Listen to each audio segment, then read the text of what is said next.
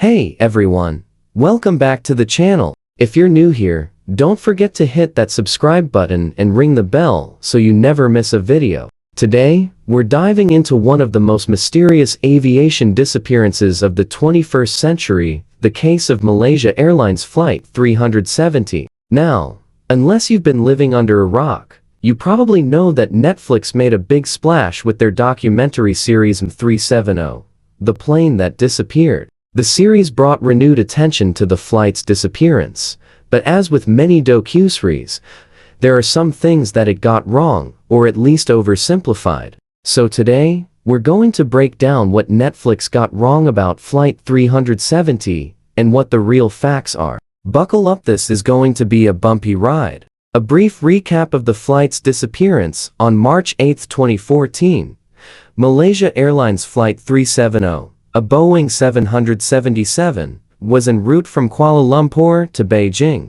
The plane vanished from radar just over an hour after takeoff, and despite years of investigation, no one truly knows what happened. The search for the wreckage has become one of the most expensive and complex in aviation history. Over the years, there have been countless theories: hijacking, mechanical failure, pilot suicide, and even conspiracy theories involving cover-ups. But the Netflix documentary 370 presented a lot of these ideas in a sensationalized way, which brings us to the first thing they got wrong. What Netflix got wrong? The timeline of events. One of the most frustrating aspects of the Netflix docuseries was the way it played with the timeline of events. Now, I get it, editing for drama is part of what makes a good documentary, but the way they presented the flight's final hours was misleading, especially when they showed that eerie last communication between the plane and air traffic control. In the docuseries, the final communication was portrayed as a chilling, abrupt moment where the pilot says, "Good night, Malaysian 370.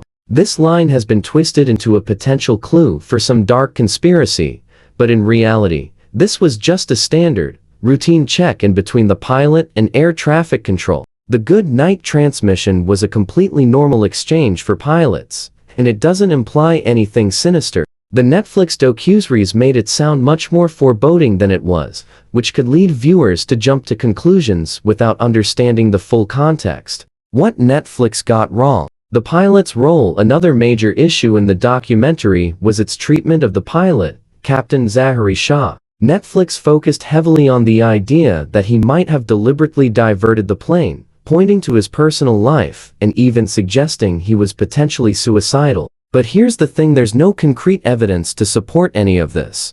Investigations into Zahari's background found no clear signs of mental instability or any issues that could point to intentional wrongdoing. In fact, the investigation was unable to conclusively determine whether he was involved in the plane's disappearance. Yet, Netflix presented this as a strong possibility without the necessary nuance. It's dangerous to speculate like that without facts, and it risks unfairly tarnishing someone's reputation. What Netflix got wrong? The conspiracy theories. Now, here's where things really get tricky. The docuseries feeds into some of the more outlandish conspiracy theories that have been circulating for years. Everything from shadowy government cover-ups to the plane being hijacked by aliens. Okay, maybe not aliens, but you get the point. While it's true that some aspects of the investigation were mysterious, especially in the early days, Netflix leaned into the most sensational theories without offering concrete rebuttals. For example, the idea that the plane was deliberately flown off course and hidden in a remote location, or that the Malaysian government is somehow involved in a cover-up. These claims are mostly unsupported by evidence. Yes, it's an unsolved mystery, but that doesn't mean we should indulge every far-fetched theory without critical thinking. What Netflix got right? The emotional impact. Despite all the issues with the docuseries, one thing that Netflix did get right was the portrayal of the human side of this tragedy. The families of the missing passengers have had to endure years of uncertainty, and Netflix did a good job of highlighting their emotional struggles and the devastation of not knowing what happened to their loved ones. At the end of the day, this is a real tragedy, and it's important to remember that behind all the speculation and mystery, there are real people whose lives were changed forever by the loss of Flight 370. The emotional toll on the families of the passengers is something that we shouldn't lose sight of in the pursuit of answers.